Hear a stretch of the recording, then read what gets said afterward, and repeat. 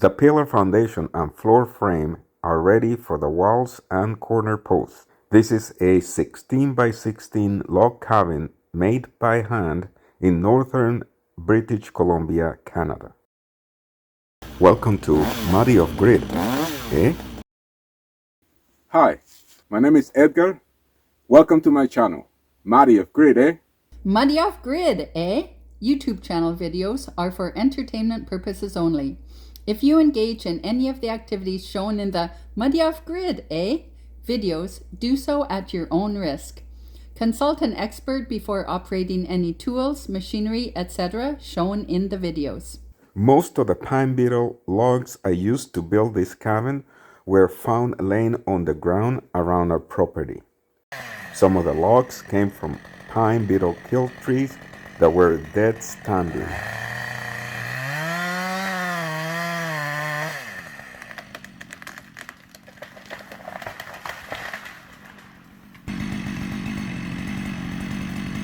I flipped, carried, and dragged every log by hand.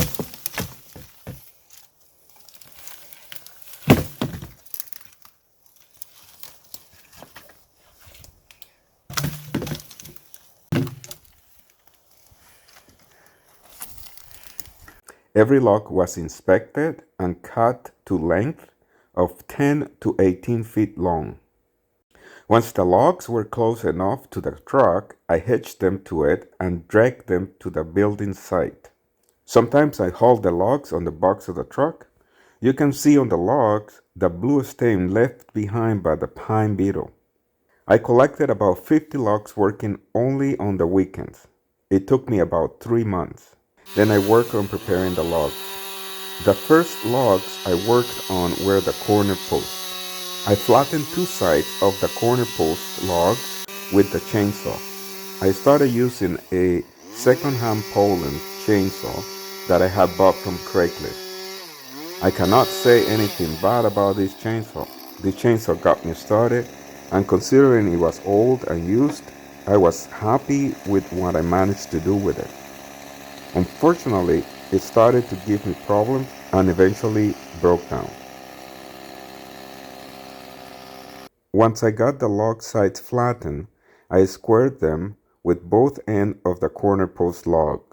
After that, it was time to cut the grooves or mortise for the tenons to fit in.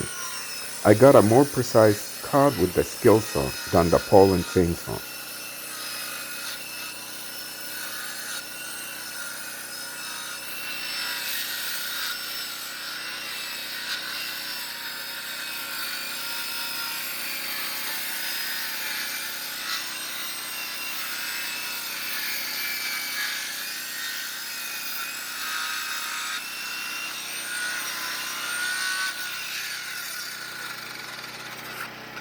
I made a few more cuts inside the mortise and then clear it out with the pickaxe.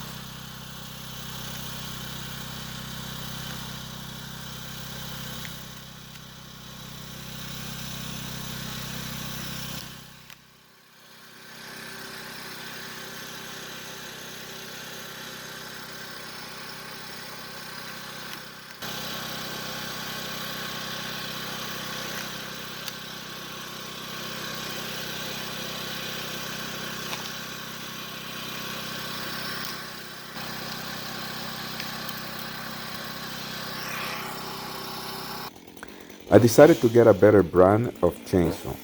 It was the best decision ever. Once I got a better chainsaw, it made it a lot easier to finish cutting the mortise on the rest of the corner post logs.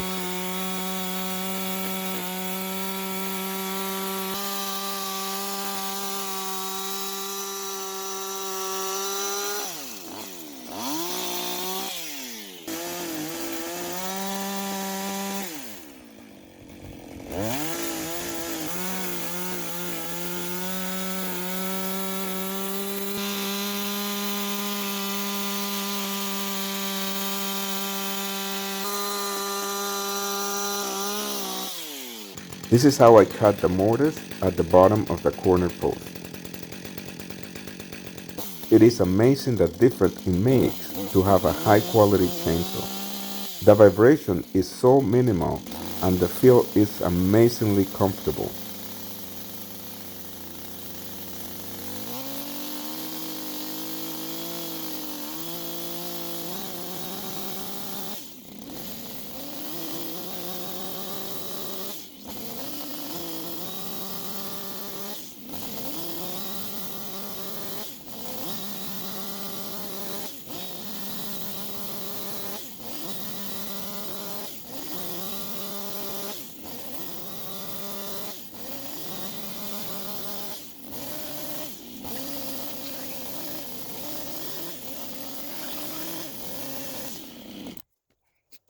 It was so much easier with a better chainsaw to do this type of work.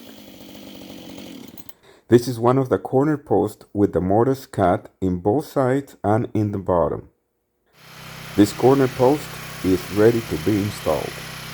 These logs were about 14 inches in diameter and 10 feet long. Luckily, all of these trees were dead standing or laying on the ground for many years, so the moisture content was very low. Even so, these logs were very heavy. Better than going to the gym, eh?